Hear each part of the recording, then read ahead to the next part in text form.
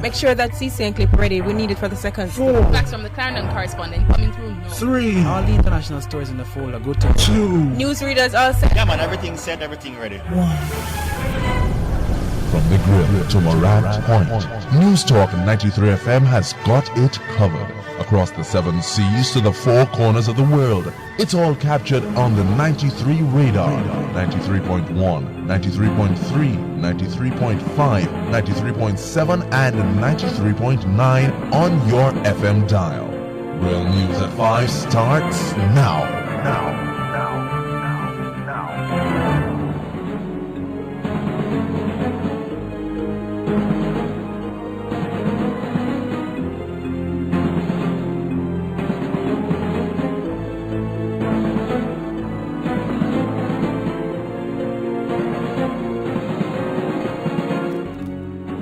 Afternoon, time for the 5 o'clock news roundup here on News Talk 93 FM. I'm Errol Lee. And I'm Andre Bernard. Coming up in this newscast, pollster says PNP and JLP in statistical dead heat as election approaches. Prime Minister Portia Simpson-Miller boasts of administration's achievements on island-wide tour. JLP caretaker Delano Seawright calls on Contractor General to monitor contracts issued by the Ministry of Health. And Westmoreland police arrest 3 men suspected of being involved in the murder of 2 men in Little London. And now the details. Noted pollster Don Anderson today declared that the 2 main political parties are locked in a statistical dead heat as they gear up for the anticipated general elections. We went back into the field in September. When we went back into the field in September, both parties gained 4 percentage points. So, as I've heard, both of them have bragging rights. Anderson told a luncheon meeting of the Lions Club of Kingston today that polls done over the course of the past 12 months showed the PNP trailing the JLP by 8 points in November 2014, by 1 point in July 2015, and with the same amount of support in September 2015. The latest figures show each party with 30 basis points each. He said the trend shows the PNP gaining traction, while the JLP has not shown any increase in support over the period. The pollster, who heads up Market Research Services, said it is likely that the trend of low voter turnout will continue and that the party that wins will be the one which is best able to mobilize its core support. Anderson referred to the September polls, which showed that 50% of those eligible to vote said they had no interest, and the majority of persons aged 18 to 40 were disenchanted with party politics. Anderson noted that consumer and investor confidence is being negatively affected by the pending general election, the date for which is yet to be announced by the Prime Minister. Consumers who have bought into the notion that things are changing, things are going to change for the better, are now losing patience. But like the business sector, which is now beginning to show little signs of losing patience as well, it's a challenging time. Senior business people have said one of the challenges and one of the reasons for this is that the election seems to be about to happen. And we Noted pollster Don Anderson. Meanwhile, as Jamaica's 2 major political parties ramp up their political machinery in preparation for a general election, People's National Party PNP President and Prime Minister Portia Simpson-Miller went on an island-wide campaign and boasted of the achievements of her administration. There are many achievements for the people that we can be proud of. The people in St. Mary, we can be proud of the North Coast Highway. That is improving business in the parish. The people of Portland say we can be proud of the Port Antonio Marina. That is improving tourism in that parish. The Tourism Enhancement Fund is investing in upgrading the park in Port Antonio. Several of the new bridges that we have built are in St. Mary, Portland, and St. Thomas. We have increased the security of residents and motorists with the Rio Grande Bridge in Portland, the Westmoreland Bridge in St. Mary, 11 Miles Bridge in St. Thomas, the Port Maria Bridge, the bridge at Eden River, and Fontabelle in St. Mary. At the same time, Simpson Miller notes that despite the challenges that people face, they still place their trust in the People's National Party. I wanted comrades to hear from you live and direct, as Comrade P.J. Pattison would say. As I travel the length and breadth of Jamaica, people tell me that they are keeping faith with the People's National Party. They tell me that there are many challenges, but they trust the People's National Party. Prime Minister of Jamaica, Portia Simpson Miller.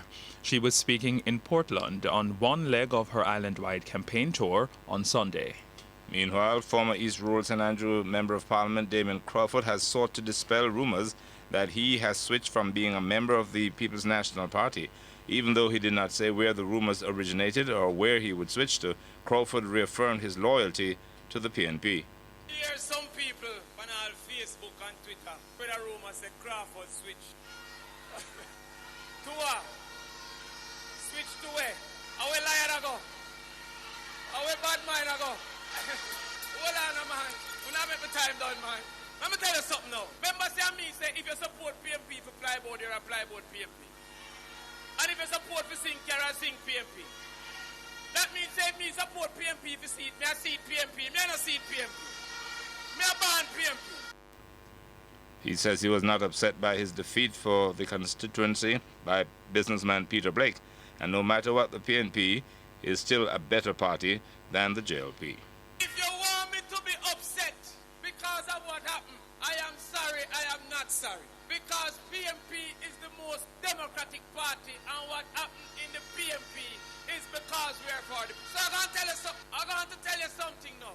We can always quarrel and cuss with one another if the PNP is perfect. I can tell you right now the PNP is not perfect.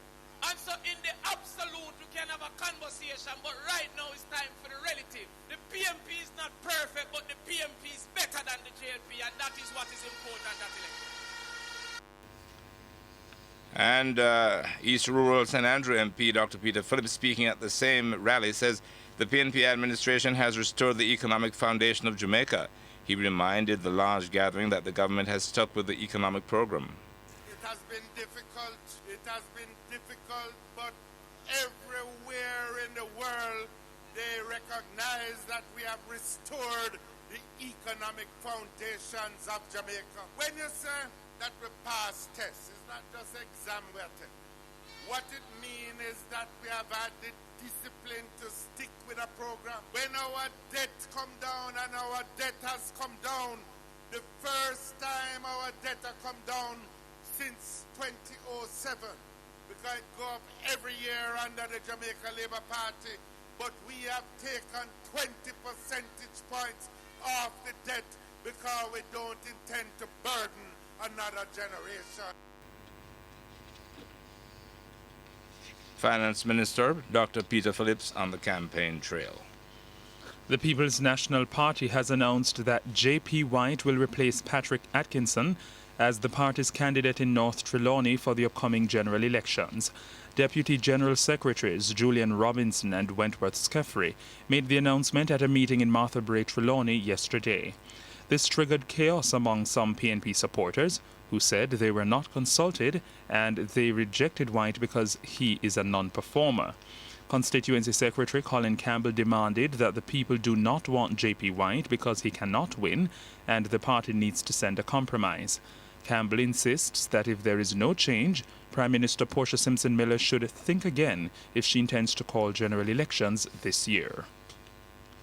JLP caretaker for St. Thomas Eastern, Delano Seavright, has called on the Contractor General, the Auditor General, foreign missions and international bodies to monitor contracts issued by the Ministry of Health, the National Health Fund and the Southeast Regional Health Authority, SERA. Seavright says that contracts issued by the ministry and its agencies must be actively monitored to ensure they comply with the wishes of Parliament, relevant laws and regulations, and are conducted with due regard to economy, efficiency, effectiveness, the environment, and the avoidance of fraud. Seavright, who will be competing against Minister of Health Dr. Fenton Ferguson in the next general election, says any activity contrary to this must be investigated swiftly. He says that despite billions of dollars in contracts routed through the ministry, the NHF and SERA, many persons still wonder why the public health system remains in shambles. The hearing into the application brought by the government against the Jamaica Police Federation has been pushed back to next year. The matter was set to be heard over 3 days starting today in the Supreme Court.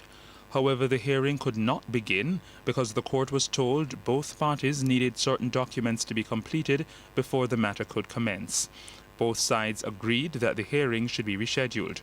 The hearing is now set for February 8 and 9, 2016. In the application, the Attorney General is seeking a declaration that the industrial action taken earlier this year by rank-and-file members of the police force is in breach of their oath and duty under the Constabulary Force Act. The Attorney General is also seeking a declaration that Section 59 of the Act prohibits members of the force from taking industrial action. The Police Federation is opposed to the application. In June, government lawyers obtained an injunction blocking rank-and-file members of the police force from taking industrial action to press for increased wages. More than 3,000 cops had called in sick over 3 days that month in defiance of the court order. Jamaicans will have to wait until at least Sunday for the release of the audit on local health facilities. Health Minister Dr. Fenton Ferguson is due to give a national broadcast on Sunday, and a senior member of the governing party says the release should not be expected until then. Yesterday, Dr. Ferguson bowed to public pressure and announced that the audit, which had been withheld for 2 months, will be released. He also said he would use the national broadcast to respond to questions from the media and the public, as well as to outline his future course of action in light of the dead babies scandal, over which there have been calls for his resignation. Ferguson came under renewed pressure to release the audit after the JLP leaked what it said was information from the report, suggesting the government knew about the current deadly bacterial outbreak at 2 hospitals earlier than it reported. The Westmoreland police have arrested 3 men suspected of being involved in the murder of 2 men in Little London, Westmoreland yesterday. The deceased men have been identified as 33-year-old Fabian Allen, otherwise called Invader, a musician of Little London, and 70-year-old Leonardo Nanko, a pensioner of Big Bridge. Reports from the Little London police are that about 2:30 yesterday afternoon, the 2 men were inside a shop when a silver Nissan Tida drove up and 2 men alighted and immediately opened gunfire, hitting them. The gunmen then escaped in the waiting motor car. Both men were taken to hospital where they were pronounced dead. Acting on information shortly after the police intercepted the Nissan Tida on the Sandy Bay Main Road, and two of the suspects were nabbed. The operations continued, and the 3rd man was subsequently picked up. Resident Magistrate Judith Pusey has put off until Thursday the hearing of the applications for the immediate release of the 4 persons arrested in relation to the alleged contract killing of Manchester businesswoman Norma Coleman. Attorney at law Oswald Senior Smith says the magistrate indicated she could not hear an application on behalf of his client Vincent Coleman today. Vincent is the husband of the murdered woman. Senior Smith says the magistrate indicated that lawyers for the 3 accused policemen filed applications in court yesterday seeking their release. According to the lawyer, R.M. Pusey indicated she was informed that the Director of Public Prosecutions is looking into the case. He says the magistrate then indicated she would hear the applications for the accused persons tomorrow. The 61-year-old businesswoman was shot dead on Confidence Avenue in Mandeville on Friday, October 23. And the man who went on a trip overseas earlier this year and left 6 of his licensed firearms at his house in Mandeville, Manchester, has been charged. Police say that the accused, David McMorris, has been slapped with a charge of negligence. Police reports are that McMorris left all 6 of his licensed firearms in his safe at his house in Manchester and left the island. Reports are that days after he left the island, criminals broke into his house and stole the weapons. Police said McMorris was apprehended for breaching Section 4 of the Firearms Act. The police say the law states that persons leaving the island should turn over their licensed firearm to the nearest police station or to the Firearm Licensing Authority. You're listening to news on News Talk 93 FM. It's 15 minutes after 5.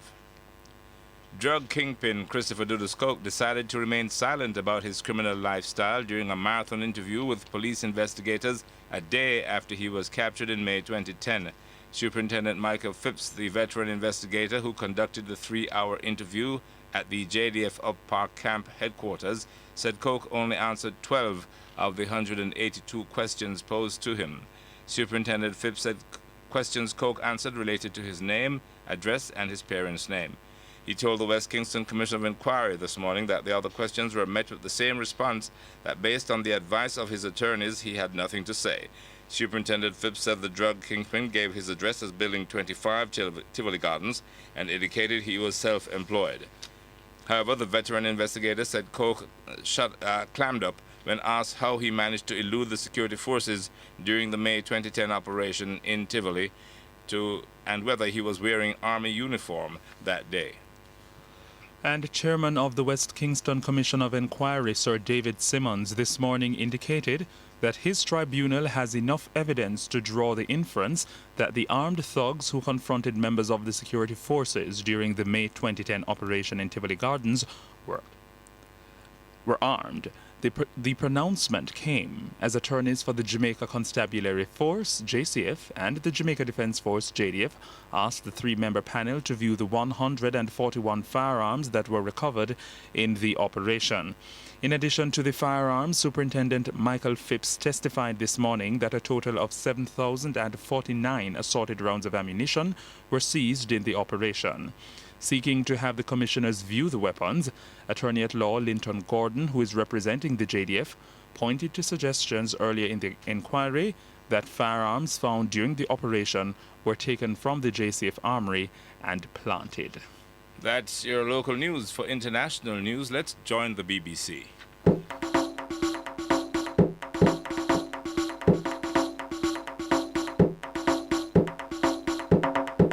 Broadcast Jamaican and Newstalk 93 FM now gear the news in the Jamaican language.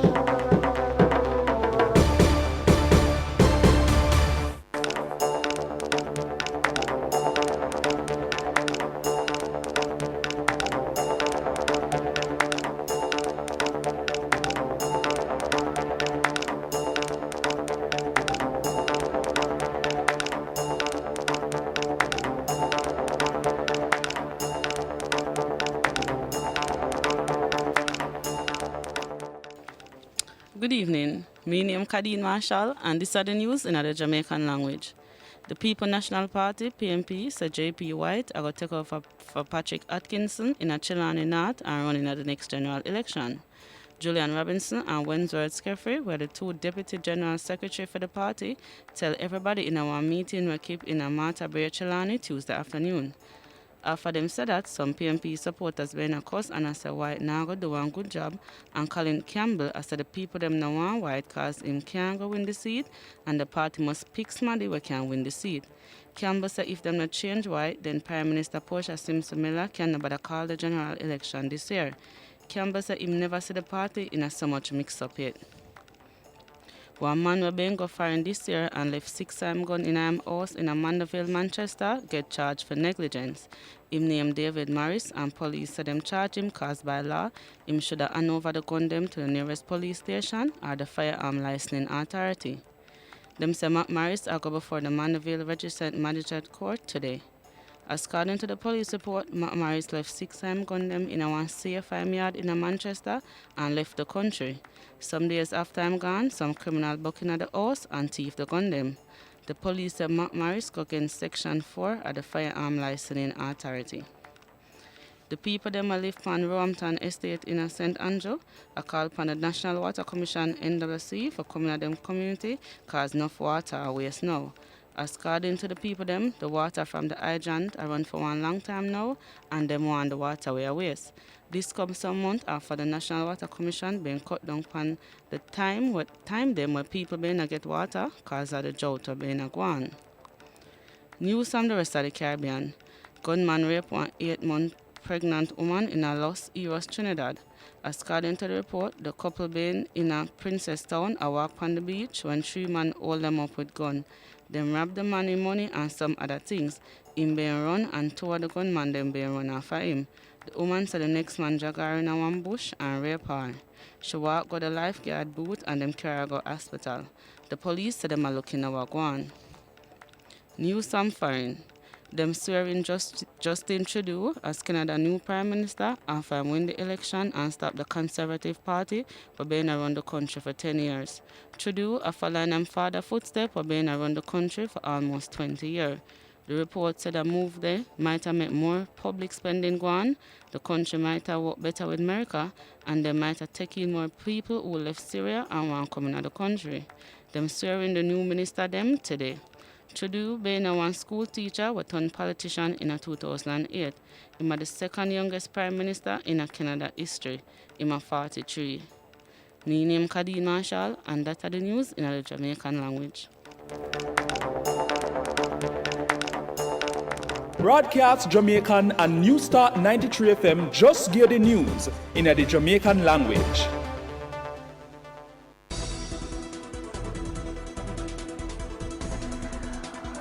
The 5 o'clock Sports Roundup is brought to you by News Talk 93 FM, life-changing radio.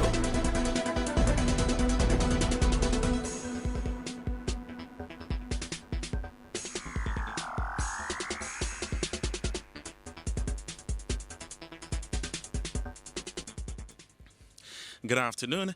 This is your 5 o'clock Sports Roundup here on News Talk 93 FM, and I am Mikhail Drama Johns. We begin with football.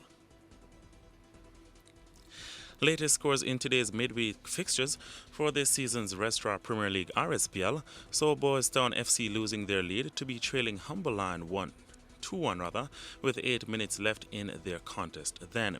Meanwhile, Portmore United were leading Tivoli 1-0 and Cavalier were 0-0 versus FC Reno with 8 minutes remaining in that fixture.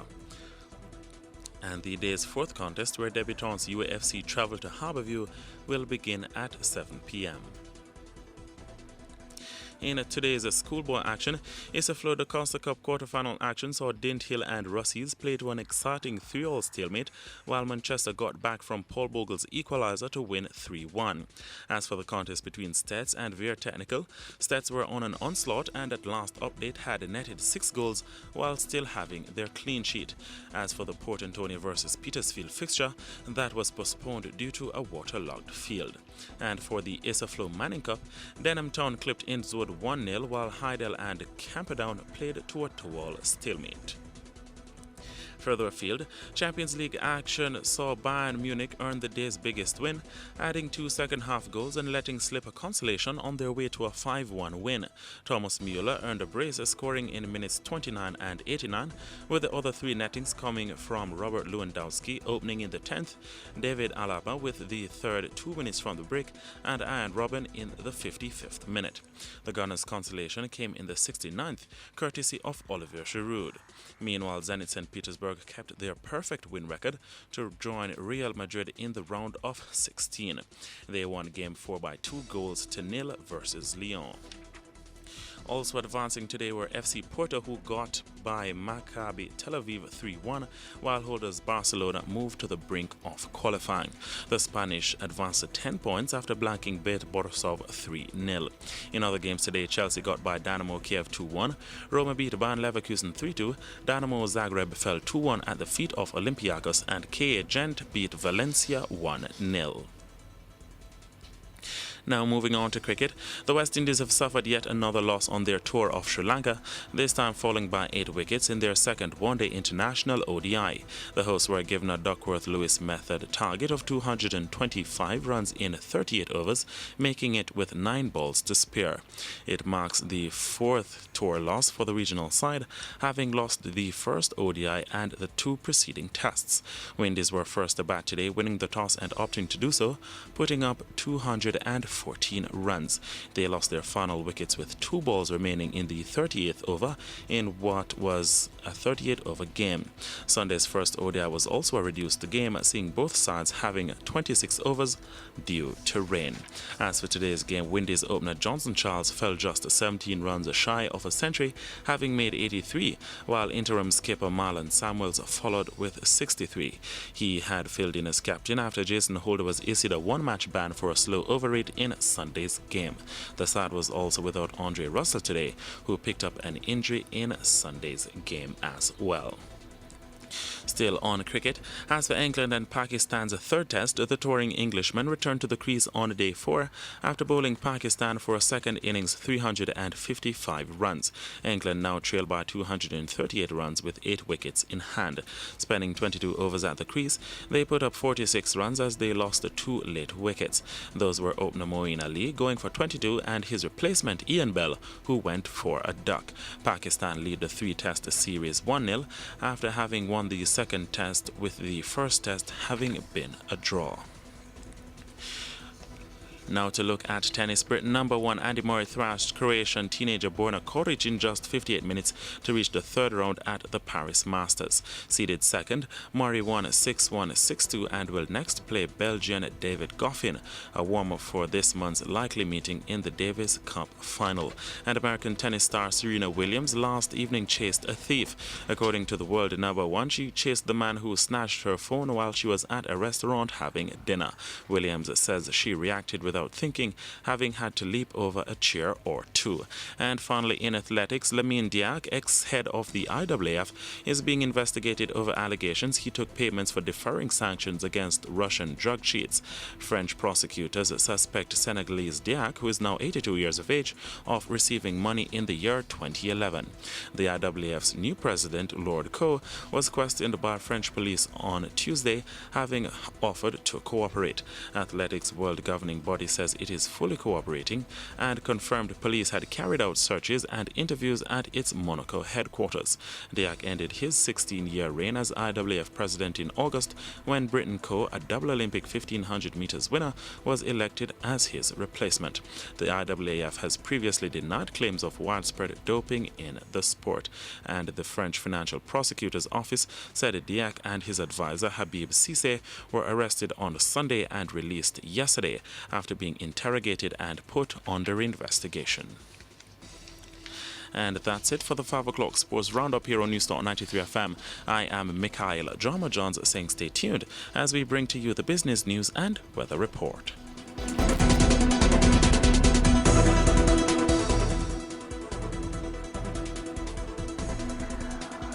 The 5 o'clock sports roundup was brought to you by Newstalk 93 FM, life-changing sports radio.